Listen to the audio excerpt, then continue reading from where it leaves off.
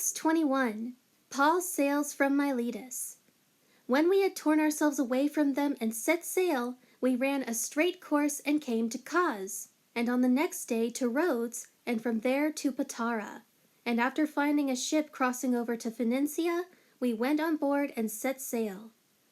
After we came in sight of Cyprus, leaving it on our left, we sailed on to Syria and put in at Tyre, for there the ship was to unload her cargo. After looking up the disciples in Tyre, we stayed there with them 7 days, and they kept telling Paul through the Holy Spirit not to set foot in Jerusalem. When our days there came to an end, we left and proceeded on our journey, while all of the disciples, with their wives and children, escorted us on our way until we were outside the city. After kneeling down on the beach and praying, we told one another goodbye. Then we boarded the ship, and they returned to their homes. When we had completed the voyage from Tyre, we landed 20 miles to the south at Ptolemais, and after greeting the believers, we stayed with them for 1 day. On the next day, we left and came to Caesarea, and we went to the house of Philip the evangelist, who was one of the 7 deacons, and stayed with him.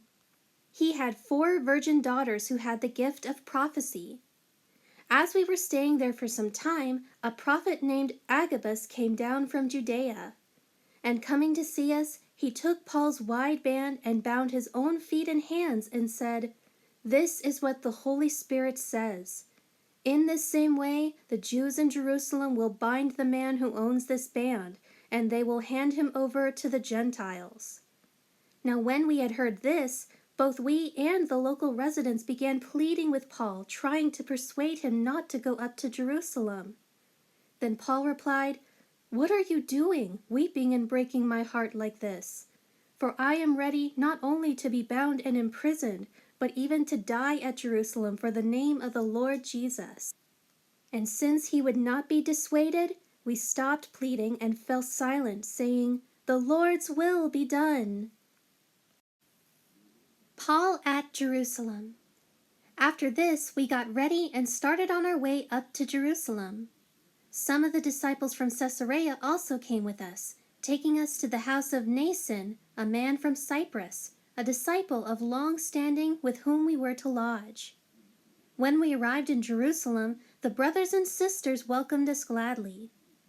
On the next day, Paul went with us to see James, and all the elders of the church were present. After greeting them, Paul began to give a detailed account of the things that God had done among the Gentiles through his ministry. And when they heard it, they began glorifying and praising God. And they said to him, "You see, brother, how many thousands of believers there are among the Jews, and they are all enthusiastic supporters of the law of Moses. Now they have been told about you, that you are teaching all the Jews who are living among the Gentiles to turn away from the law of Moses, advising them not to circumcise their children or to live according to the Mosaic customs. What then should we do?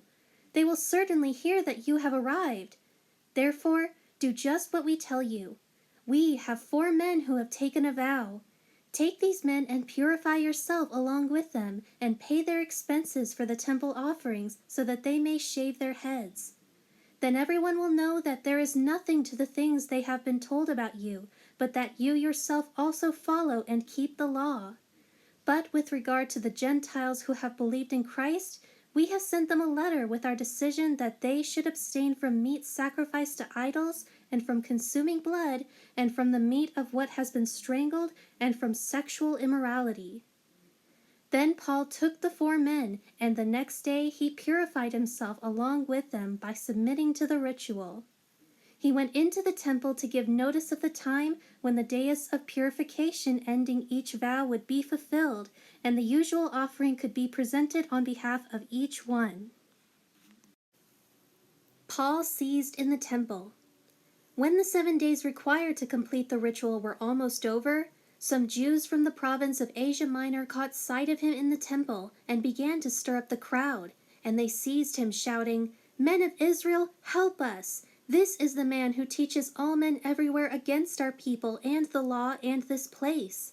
And besides, he has brought Greeks into the temple and has defiled this holy place." For they had previously seen Trophimus the Ephesian in the city with Paul, and they assumed that he had brought the man into the temple beyond the court of the Gentiles. Then the whole city was provoked and confused, and the people rushed together. They seized Paul and dragged him out of the temple, and immediately the gates were closed. Now while they were trying to kill him, word came to the commander of the Roman garrison that all Jerusalem was in a state of upheaval. So he immediately took soldiers and centurions and ran down among them. When the people saw the commander and the soldiers, they stopped beating Paul.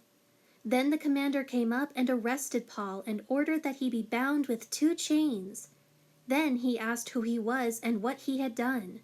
But some in the crowd were shouting one thing and others something else, and since he could not determine the facts because of the uproar, he ordered that Paul be taken to the barracks in the Tower of Antonia. When Paul got to the steps, he was carried by the soldiers because of the violence of the mob, for the majority of the people kept following them, shouting, "Away with him! Kill him!" Just as Paul was about to be taken into the barracks, he asked the commander, "May I say something to you?" And the man replied, "Do you know Greek? Then you are not, as I assumed, the Egyptian who some time ago stirred up a rebellion and led those 4,000 men of the assassins out into the wilderness?" Paul said, "I am a Jew from Tarsus in Cilicia, a citizen of no insignificant city, and I beg you, allow me to speak to the people." When the commander had given him permission, Paul, standing on the steps, gestured with his hand to the people. And when there was a great hush, he spoke to them in the Hebrew dialect, saying,